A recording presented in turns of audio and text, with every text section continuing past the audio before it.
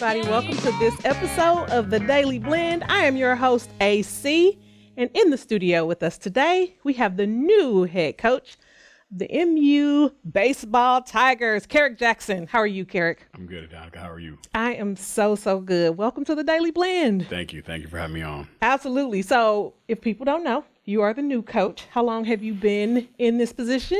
Got the job in June. June. Hit the ground running. I bet you did. I bet you did. You've been busy ever since, haven't you? Busy. Absolutely.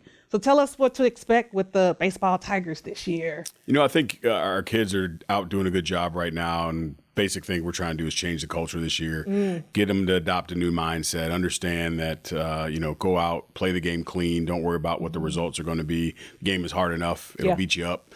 And so just go out, be consistent in what it is you do and control the things you can control, and that'll put us in a position to be successful. Oh, that sounds like a good position to be in. Everybody wants to see that success.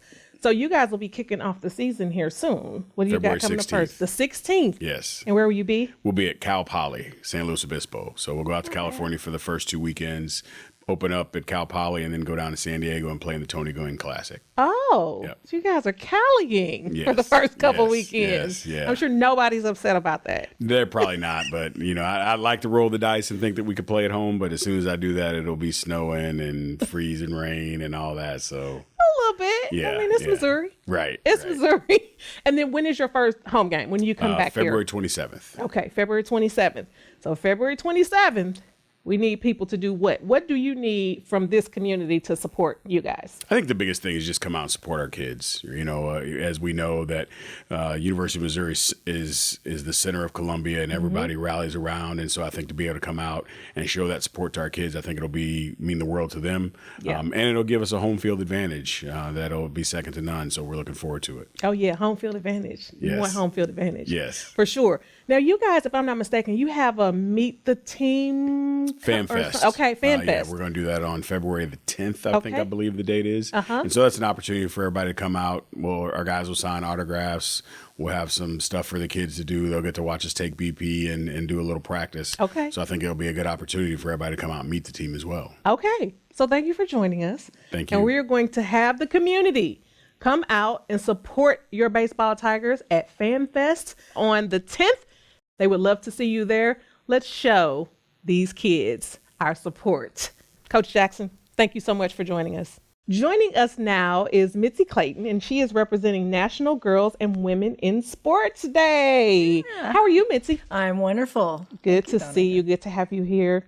So when you reached out about this is only, I think, my second year hearing about this being a day designated to recognize women and girls in sports. Tell me more about it. Well, yeah, that's because it's the second time we've done it. I see. And by we, I mean Win for Columbia. We're an organization that evolved over 25 years ago. Wow. On the basis of providing recognition to girls through adult women and their accomplishment in sports. Because, as you probably know, women's sports only get about 5% of the airtime compared to all sporting events. And so it was a time where we really wanted to recognize those achievements. And since then, we decided we wanted to do a little bit more for physical fitness purposes and encouraging girls and women to get out and about and just move their bodies.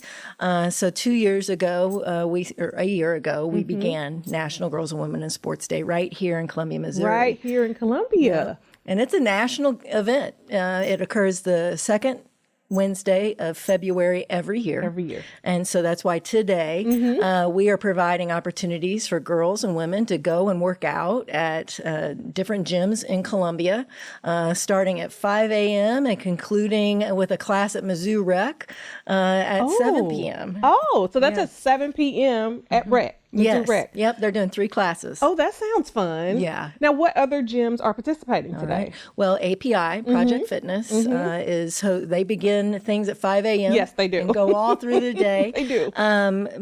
The Gracie Barra Jiu-Jitsu, next API, they are offering a special event called self-defense for girls and women. Yes. Very important, especially if you're working out outside, on the trail, or running on the road.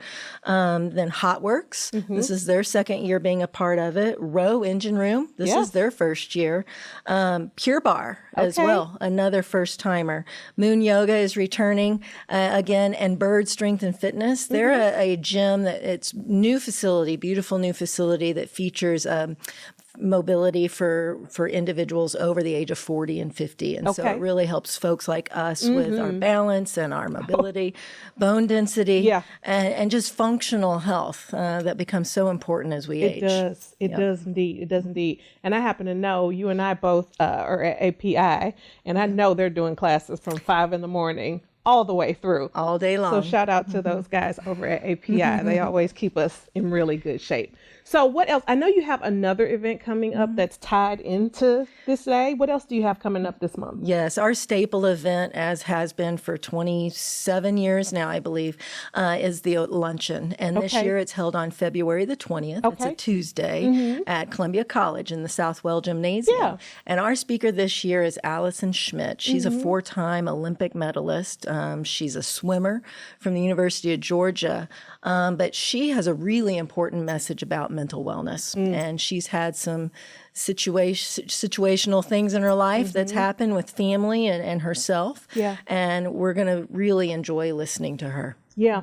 Now, Mitzi, I know you are, because I know you. I know you're super involved in this community.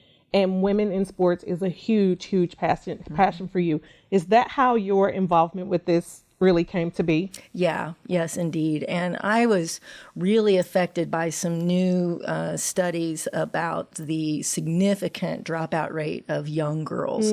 Beginning at age 9 through 14, the amount of dropout compared to their male counterparts is staggering. It's related to body image issues, the uniforms they wear, the onset of menstruation, all those things that the girls struggle with. And as social media and the need to please and meet all the expectations that are placed upon us, I think it's something we need to work on as a community. I think we're seeing it in our community at the high school level, even girls dropping out. And as you and I both know, there is so much to be gained from participating in sport. Thank you so much for joining us.